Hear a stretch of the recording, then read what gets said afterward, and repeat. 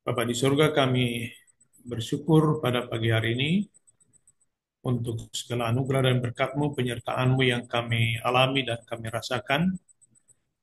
Dan biarlah hati dan pikiran kami, seluruh kehidupan kami memuji nama-Mu oleh karena berkat-Mu yang melimpah pada kami satu persatu dan keluarga dan juga persekutuan kami, terutama persekutuan PFD yang Tuhan kasih. Tuhan, pada hari ini seperti setiap hari, kami akan merenungkan firman Tuhan dan juga akan bincang-bincang, dan hamba-Mu akan membawakan renungan yang sederhana berdasarkan firman-Mu. Kiranya Tuhan urapi sehingga apapun yang hamba sampaikan, Tuhan sempurnakan dalam ketidaksempurnaan hamba. Dan biarlah juga kami bisa memetik renungan yang sederhana tetapi sungguh-sungguh bisa kami kembangkan dalam hati pikiran kami dan juga dalam kehidupan kami untuk melayani Tuhan dan juga melayani sama kami terutama di daerah pedesaan. Terima kasih Tuhan, terpujilah nama-Mu, dan kami alaskan doa ini dalam Yesus Kristus, Juru Selamat kami yang hidup. Amin. Renungan dari firman Tuhan, 1 Korintus 12 ayat 12 hingga 31. Begini firman Tuhan, banyak anggota tetapi satu tubuh, karena sama seperti tubuh itu satu, dan anggota-anggotanya banyak, dan segala anggota itu sekalipun banyak merupakan satu tubuh, demikian pula Kristus. Sebab dalam satu roh kita semua baik, sebab dalam satu roh kita semua, baik orang Yahudi maupun orang Yunani, baik budak maupun orang merdeka, telah dibaptis menjadi satu tubuh, dan kita semua diberi minum dari satu roh. Karena tubuh juga tidak terdiri dari satu anggota, tetapi atas banyak anggota. Andai kata kaki berkata, karena aku bukan tangan, aku tidak termasuk tubuh. Jadi, benarkah ia tidak termasuk tubuh? Dan andai kata telinga berkata, karena aku bukan mata, aku tidak termasuk tubuh. Jadi benarkah ia tidak termasuk tubuh? Andai kata tubuh seluruhnya adalah mata, di manakah pendengaran? Andai kata seluruhnya adalah telinga, di manakah penciuman? Tetapi Allah telah memberikan kepada anggota masing-masing secara khusus suatu tempat pada tubuh, seperti yang dikehendakinya. Andai kata semuanya adalah satu anggota, di manakah tubuh? Memang ada banyak anggota, hanya tetapi hanya satu tubuh.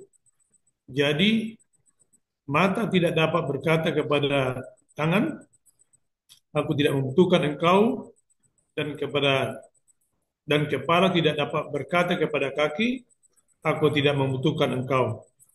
Malahan justru anggota-anggota tubuh yang nampaknya paling lemah dan paling dibutuhkan, maaf, malahan justru anggota-anggota tubuh yang nampaknya paling lemah yang paling dibutuhkan. Dan kepada anggota-anggota tubuh yang menurut pandangan kita kurang terhormat, kita berikan penghormatan khusus. Dan terhadap anggota-anggota kita yang tidak elok, kita berikan perhatian khusus. Hal itu tidak dibutuhkan oleh anggota-anggota yang elok. Allah telah menyusun tubuh kita begitu rupa, sehingga kepada anggota-anggota yang tidak mulia diberikan penghormatan khusus, supaya jangan terjadi perpecahan dalam tubuh, tetapi supaya anggota-anggota yang berbeda itu saling memperhatikan. Karena itu jika satu anggota menderita, semua anggota turut menderita. Jika satu anggota dihormati, semua anggota turut bersukacita.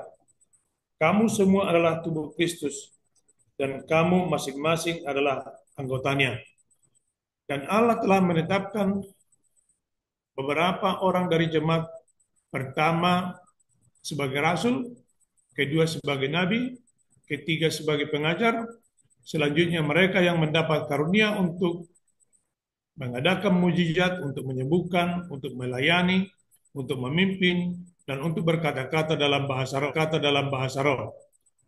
Adalah mereka, adakah mereka semua rasul atau nabi atau pengajar?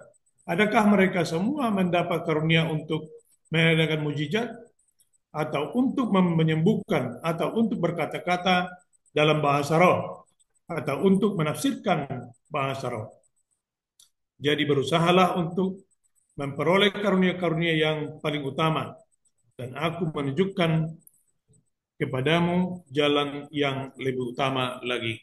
Demikianlah firman Tuhan untuk kita pada pagi hari ini, yaitu tentang kesatuan orang-orang beriman atau kesatuan orang-orang Kristen.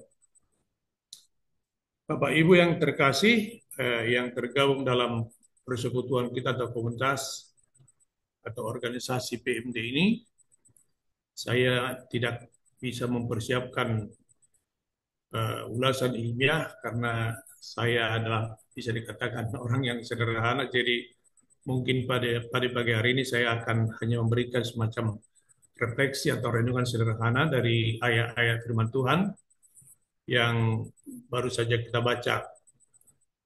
Tapi pagi ini sebelum tadi kita mulai, saya baru dapat suatu kesimpulan dari firman Tuhan bahwa hakikat Kristen adalah satu, satu, ya, dan jati dirinya adalah kesatuan. Hakikatnya adalah satu dalam arti utuh, dan jati dirinya adalah kesatuan.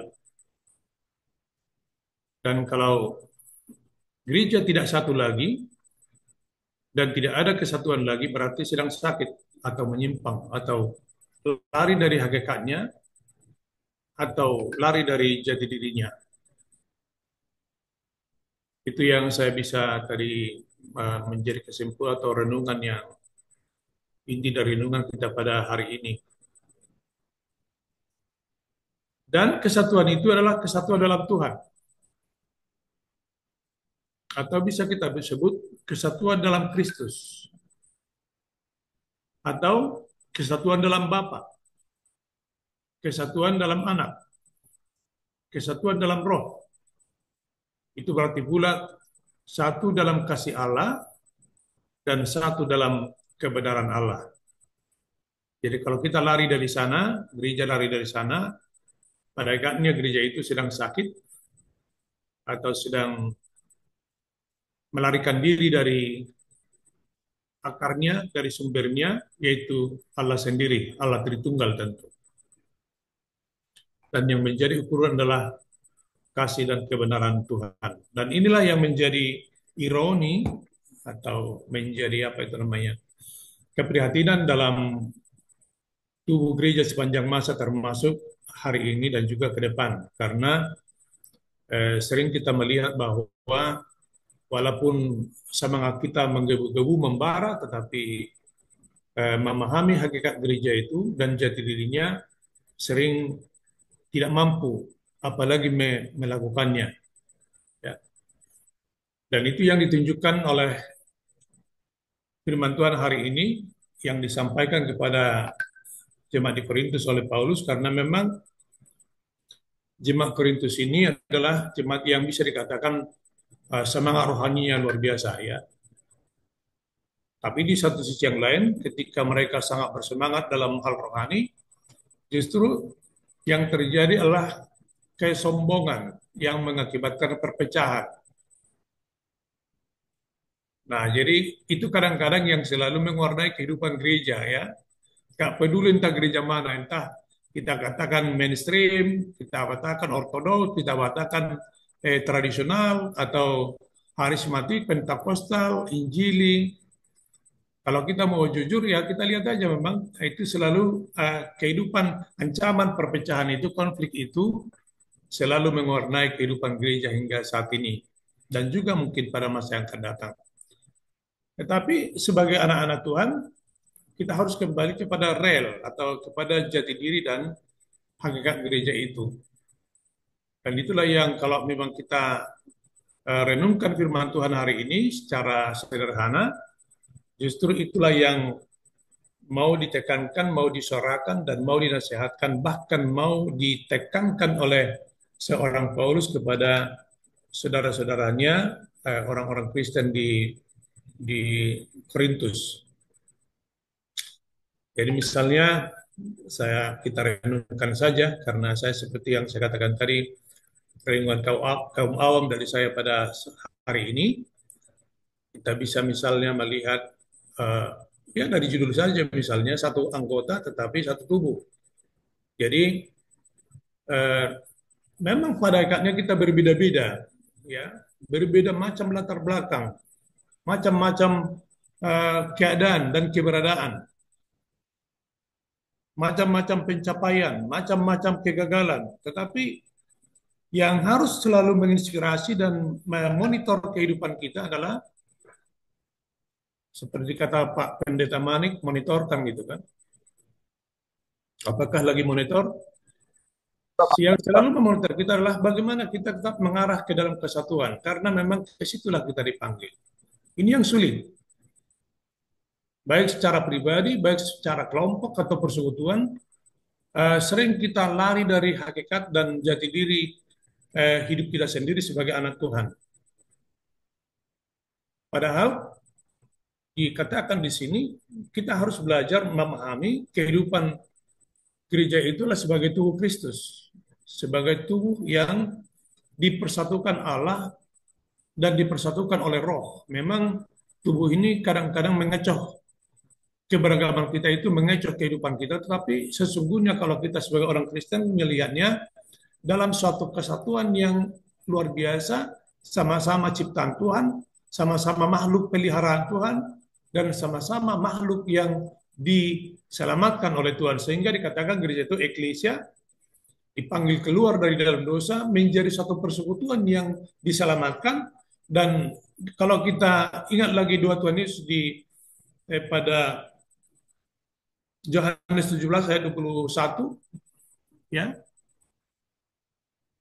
kita yang satu ini, orang-orang yang diselamatkan yang menjadi eklesia, Tuhan juga mengharapkan kesatuan-kesatuan yang lebih besar lagi. Tetapi dalam perjalanan kehidupan gereja justru yang terjadi perpecahan-perpecahan yang lebih besar lagi. Itu kita kira. Jadi itu suatu renungan yang berharga yang harus selalu menginspirasi, selalu mengiring, dan juga mengontrol kehidupan kita dalam gerak langkah kita. Menarik memang, karena sama seperti tubuh itu satu dan anggota-anggotanya banyak, dan segala anggota itu sekalipun merupakan satu tubuh, demikian pula Kristus. Jadi eh, kita tahu bahwa kita adalah tubuh Kristus. Dialah kepala kita dan kita satu. Dan itu yang mau dikatakan bahwa walaupun kita banyak anggota, tetapi nggak perlu apa itu namanya menyombongkan diri dan nggak perlu merasa tidak membutuhkan orang lain. Sebaliknya, orang yang betul-betul dikuasai oleh Roh Kudus atau betul-betul mengenal Kristus, dia salah satu ciri khasnya adalah kerendahan hati dan merasa membutuhkan orang lain. Itu satu. Kalau orang sudah merasa dipenuhi oleh Roh Kudus dan juga menjadi anak Kristus yang sejati, salah satu jati dirinya adalah kerendahan hati. Dan karena itu akan mencerminkan atau membuahkan suatu rasa membutuhkan orang lain. Entah pun orang lain itu orang yang menurut banyak orang adalah orang hina, orang yang tidak perlu dipandang, orang yang miskin, orang gagal, orang bodoh, orang handicap, yang mungkin menurut kita tidak ada gunanya, tapi dalam kacamata iman, semua orang kita butuhkan karena kita satu dan sama di hadapan Tuhan. Sebab dalam satu roh kita semua, baik orang Yahudi maupun orang Yunani, baik budak maupun orang merdeka, telah dibaptis menjadi satu tubuh dan kita semua diberi minum dari satu roh. Ya, ini renungan yang menurut saya, bukan hanya menurut saya, pada agaknya adalah renungan yang sangat luar biasa, yang hanya kadang-kadang kita hanya sepintas saja bersemangat tapi nggak mau merenungkan dan menghayati apa yang menjadi makna yang terdalam darinya. Sebab dalam satu roh kita semua, baik orang Yahudi maupun orang Yunani, baik budak maupun merdeka, telah dibaptis menjadi satu tubuh dan kita semua diberi minum dari satu roh. Jadi roh yang adalah Allah sendiri, yang maha mulia, yang maha besar, yang maha kasih, yang maha benar itu, ketika kita sama-sama percaya, berarti kita sama-sama derajatnya dan sama-sama berharga di hadapan Tuhan. Entah kita suku yang lain, entah latar belakang yang lain, baik di sini katakan kita tahu bahwa Yahudi dan Yunani itu dulu ada satu perbedaan dan gap yang sangat apa? Yang sangat tajam, sangat lebar. Karena Yahudi merasa orang yang dikuduskan, yang eksklusif dalam imannya, sementara Yunani itu adalah orang yang pagan, yang tidak percaya, orang yang kafir, orang fasik. Sama seperti Yahudi juga dengan Samaria.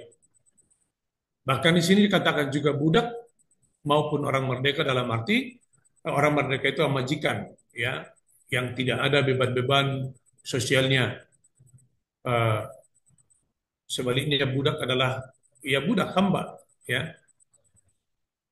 Dan bahkan kalau kita renungkan secara rohani, entah kita orang berdosa dan orang yang sudah percaya kepada Tuhan, kita nggak boleh sombong karena orang berdosa itulah, budak yang diperbudak dosa itulah menjadi tanda petik sasaran pelayanan kita, sasaran kasih kita. Mereka juga saudara kita. Memang dosanya bukan saudara kita, tapi orang berdosa itu adalah saudara kita. Tetapi di sini katakan yang sudah dibaptis tentu.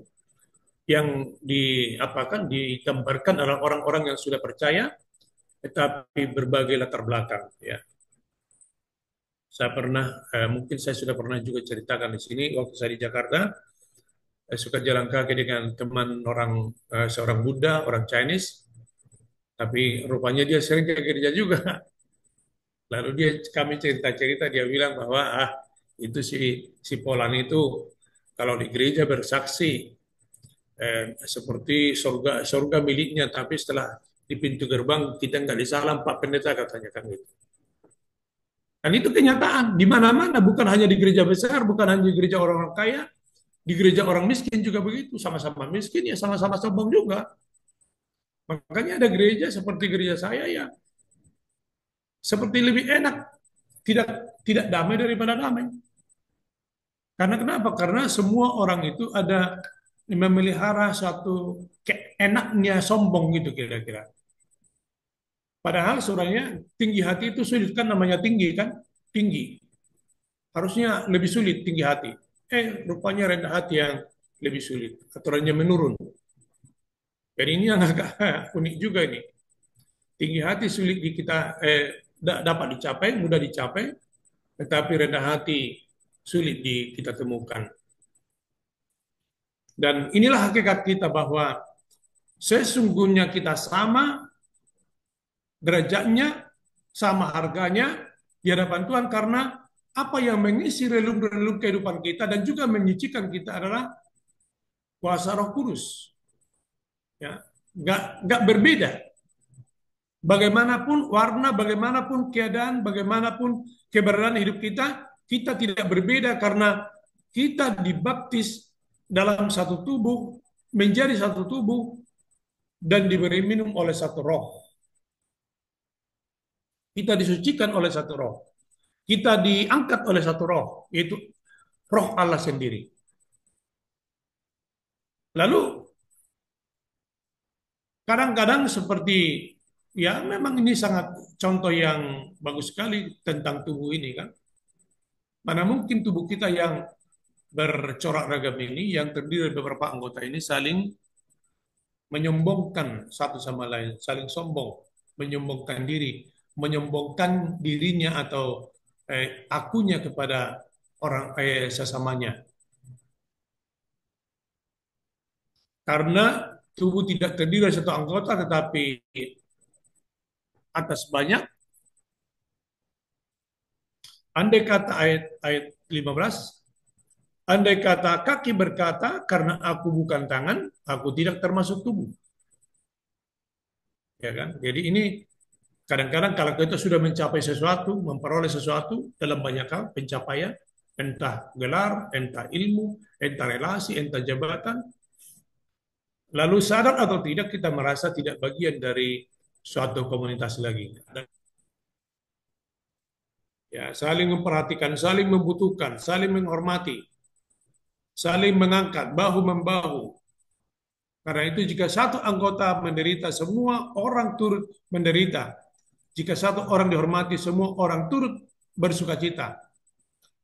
Coba kita bayangkan kalau semuanya merasakan itu. Kita mensyukuri segala sesuatu yang ada pada kita sebagai korps dalam tubuh atau kesatuan dalam tubuh, lalu sukacita senantiasa akan mewarnai kehidupan kita, baik dalam sudut pelayanan seperti PMD ini, termasuk dalam kehidupan kita sebagai gereja dan PMD,